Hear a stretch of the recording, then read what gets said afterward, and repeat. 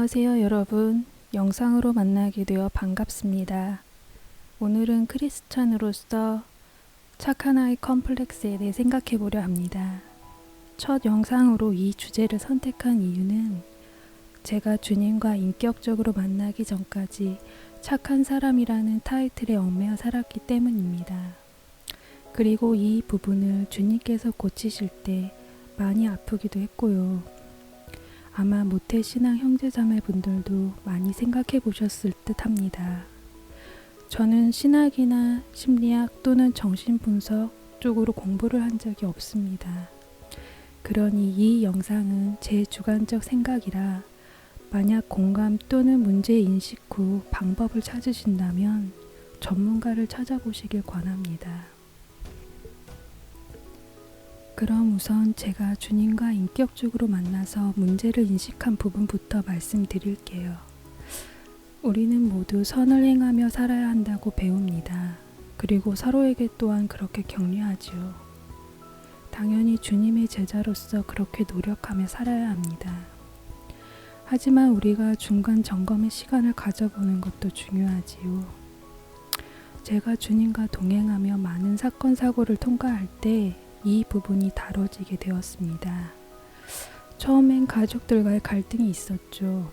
그동안 장녀로서 책임을 다하고 살았지만 저를 향한 주님의 계획엔 더 이상 그 부분을 예전처럼 감당할 수 없었습니다.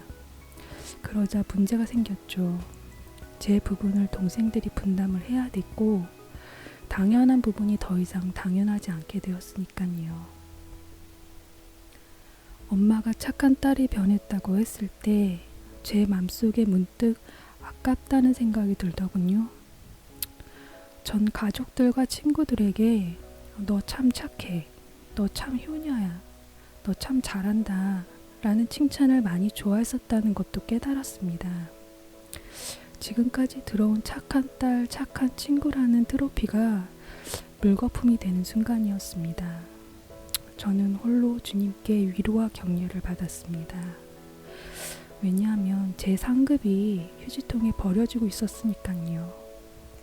그리고 슬퍼지기 시작했습니다. 저는 정말 최선을 다해 살았는데 이제껏 잘못 살았다고 하니 허무하고 힘이 빠졌습니다. 그 고생들이 헛수고였다니 주님께 좀 서운했어요. 제가 이렇게까지 해야 하나 해서요. 주님의 능력이라면 충분히 모든 걸 더 좋은 상황으로 이끄실 수 있으실 텐데 왜 이런 요구를 하실까 좀 속상했습니다.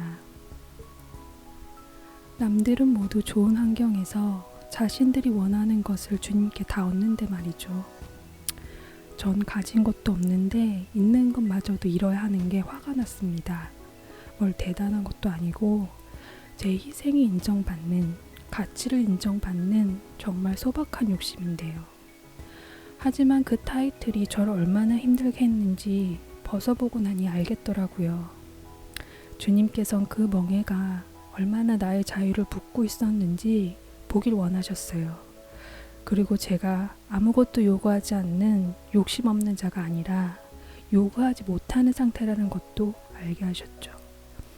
그리고 무엇보다 나 자신의 솔직한 마음을 알 수 있었다는 게 제일 중요합니다. 저 자신은 착하지도 않고 내 마음과 행동엔 공짜가 없었다는 걸요. 이 착한 사람이라는 프레임에 갇히게 되면 주님과의 관계도 사실 힘듭니다.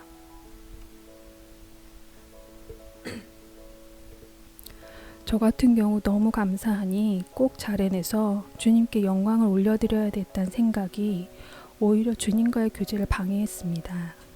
그리고 저 자신에게마저 솔직하지 못한 마음이 주님께도 솔직하기 힘들었습니다. 제 경우 주님의 사랑을 많이 느끼는 와중에도 주님께 칭찬받기 위해 애쓰는 시간들이었습니다. 이 모든 과정을 생각하면 주님이 저를 정말 많이 사랑하신다는 사실을 말하지 않을 수 없네요.